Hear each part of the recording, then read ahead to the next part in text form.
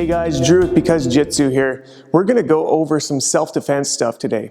One thing that I like to cover at the beginning of any self-defense demonstration is that always it's going to be situation dictates tactics. So this isn't for every situation, and you're going to have to judge what situation you're in, which is going to dictate which tactics you can use. So for today, for these demonstrations, the situation at hand is we're on the bottom, on the ground, and we don't want to be. So we're going to use some jiu-jitsu to get up off the ground and get separation to completely disengage. So we ended up on the ground, whether this was a surprise thing or this is a self-defense thing we weren't expecting to be, and we don't want to have to fight this individual. We're going to try to show you some moves that will keep you safe while you're on the ground, as well as disengage and get all the way out so that you don't have to fight this person.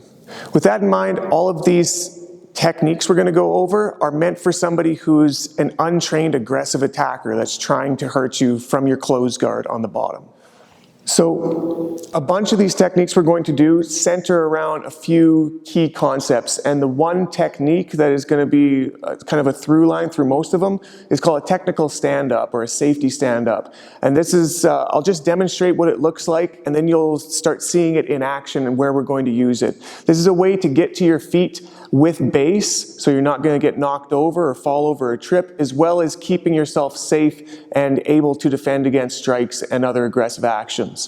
So for this one, we're going to start with a leg flat and one up on your foot, hand on the knee here, ready to stop, deflect, check anything that's coming towards you. And this post is super important. This is going to be something that you're going to need to get when you're escaping on the bottom, either to your elbow, ideally up to your hand. It might be one to the next. You might be down here, then up to the elbow, and then up to the hand.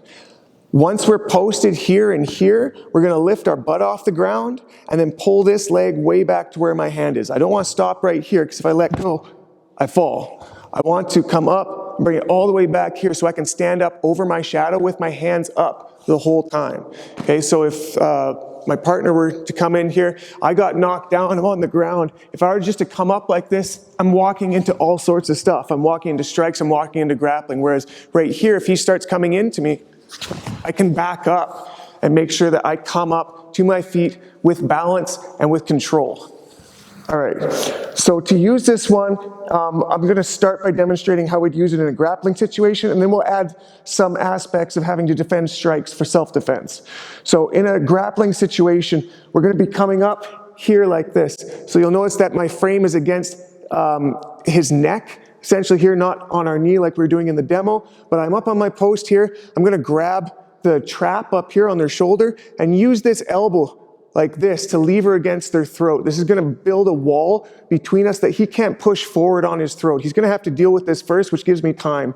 Once I've got these two posts and frames in place, I can let go of my guard, and now we're going to do our technical stand-up. So I can come up to my hand, I've posted on my foot back here, I'm pushing away, pulling away, getting safe out from underneath them. So one more time all together, it'll look like this. And you can separate. You have the option at that point to fully disengage or re-engage. Again, situation dictates tactics. Do you need to fight this guy or not? So if we have to worry about strikes, if we got taken down, we're on the ground and they're aggressively trying to hurt us, first thing I want to do is get my hands up beside my head. I don't want him covering my face, because then I can't see what he's going to do. I'm going to have him right here, and if he's starting to throw punches, I'm going to move like this, shelling as they come. But I don't want to be here for too long. This is just, it's a just-in-case movement. I'm not going to be relying on this for defense. I'm just wanting to keep myself safe until I can start initiating my tactics to escape. What I want to do is, once I'm here, as he starts throwing, I'm going to bump him like that. All I did was pull my knees towards my chest. I've got my feet locked behind him, so he, as he commits his weight to something, I pull him with it. At this point, I can use my hand that was up here to overhook on that hand that he threw. Now, when I'm doing an overhook, I'm not just grabbing on limply like this. I'm coming under his armpit, making a fist, and pulling up right here. So Alvin isn't getting this arm back. This one's done. The only arm he has left to strike me with is going to be this one. Knowing that, I'm going to take my free hand, come to the shoulder, and slide to the bicep right where it meets at the elbow at the bend. At this point, it doesn't matter if he pulls it back. Pull it back, he can't bring it forward anymore. I'm gonna lock my arm straight. So now I've got this one over here overhooked tightly, this one checked. He can't get this thing free. I'm gonna open my guard at this point and shrimp my butt out.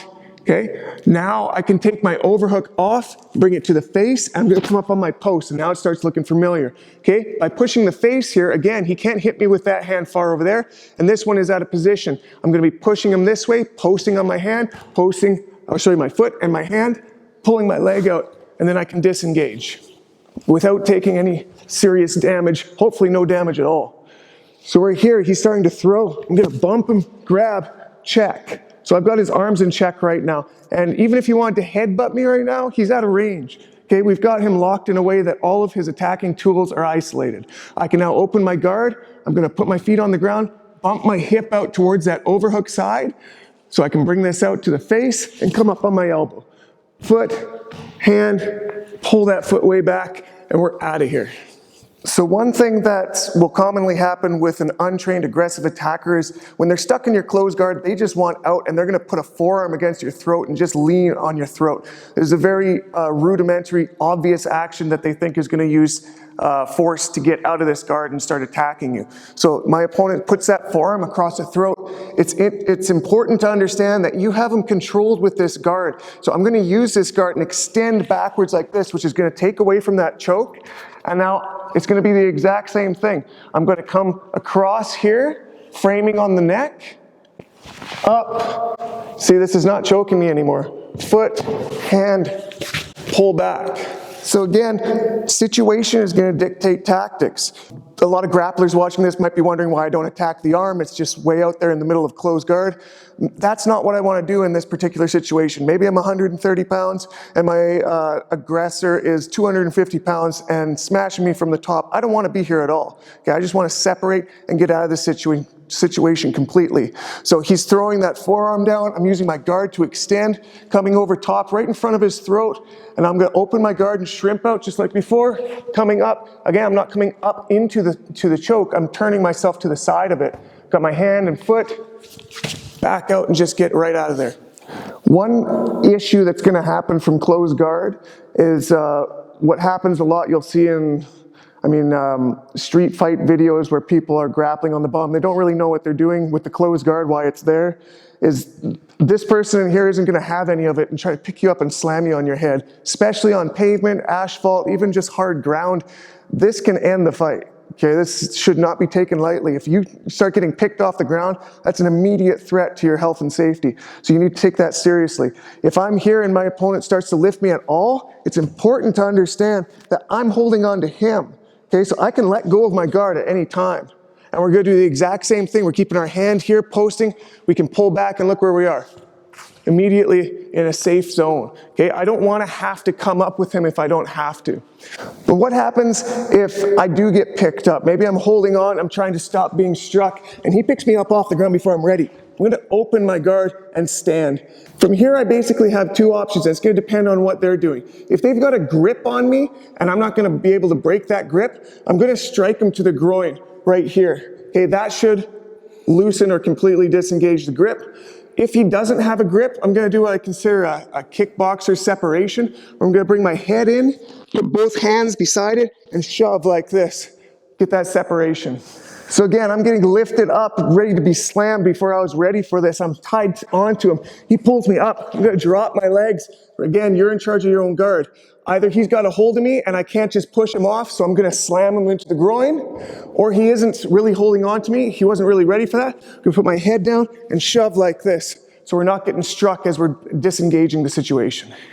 So there you go, guys. Again, all of this is under the auspice that you are on the bottom and you don't want to be, and you want to get out. So this is going to be especially helpful for smaller people, for women against men who don't want to be there. And these techniques are going to give you that advantage. They're going to give you the technique and the leverage and just the anatomical mechanics to get out from underneath somebody against their strength and against their will. So I hope those help, guys. Make sure to review this from time to time, because we don't train a lot of self-defense in a lot of schools. It is important to keep these concepts in mind. If you have any other questions, feel free to add them. Make sure to subscribe so you can see the future videos, and we'll see you then.